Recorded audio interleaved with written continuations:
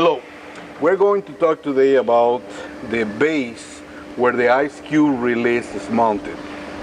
Every single one of those relays are identical. You can swap them in case of an emergency, give us a call. Usually what we do is we go with K101, the horn relay, and we swap it with the other. That's a good reference because if you don't have a horn, it will be annoying, yes, but you can use that relay to be able to keep on pumping. The number that identify every one of the relays, and depending on the year it's going to be a little bit different, is printed in the little piece of plexiglass that I already loosened up the screws over here. I'm just going to take this one out completely. As you can see, the numbers are not in the relays, the numbers are in the little cover. This is important to identify which one are the circuits we're going to be working with. Something that you are going to find in every single pump is K100, which is the signal to engage PTO or drive. K103, which is the signal to make sure that all the e-stops in your truck has already cleared. K101, that is the horn. All the others will vary depending on the model of the pump you have. We have around 3 different variations of this one. When you are going to check your relays, your ice cube relays out of one of those, you are going to pull them out towards you. There is 14 pins in there, so we are going to try to get it towards us as even as possible. In one of the narrow sides, you're going to be able to see 1, 2, 3, 4 contact points. This is the part that moves and make the contact. If you find that one of those is bluish or black, it has been overheating, most likely it won't make the contact anymore, it will get open and it won't work. That is the moment when you use one of your spare relays, put it in place, keep on pumping. We have 10 of them, they are exactly the same, they are completely interchangeable. You should keep 3 or 4 spares in your truck. When we have everything clear in this, the relay is good, the base is working properly, you have to find if one of the wires has come out slightly loose.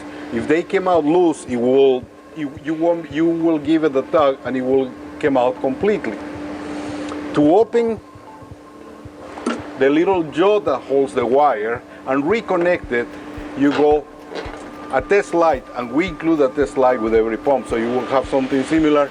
You go in the little square orifice beside that one, and when you push that one, it opens the jaw so you can get the wire out. When you push it again, you can engage, put your wire, and give it a tug to make sure that it's connected properly. Do not just pull it, you will ruin the little jaw that holds it. Always press in the square hole below the round one to open the jaw and pull that one out.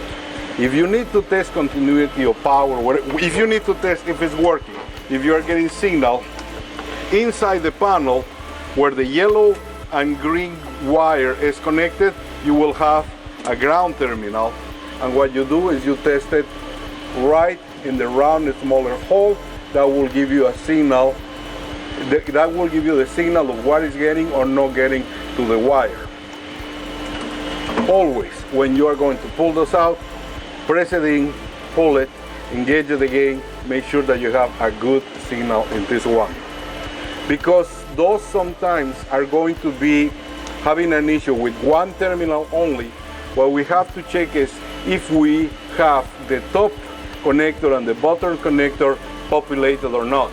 Let's say that number 2 of our system is failing in this particular connection.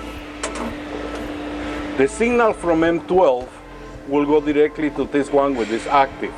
If for any reason the connector or the contact in this one fails, you call us, we will try to figure it out, and then what we will go do is move it to the first position for the left because it's completely empty, so we populate to the left and we move the top one to the left too, so it will be in the same connection. If X58, say something, is not making contact with this one because the next one is not populated, we can move the wire to one side, we can populate to the next side, and it will be able to work. We cannot go up and down in those contacts. we only can go to the left or to the right if it's not populated, because one side is normally closed and the other side is normally open. So when we got no signal, we will connect to one, and when we got signal or power, we will connect to the other. Entries 1, we have the connections that we're going to make, the normally open and the normally closed system, and power and ground. In our website, you are going to find this document. 14, which is the one in the left, is always power. 13, the one in the right, is always ground.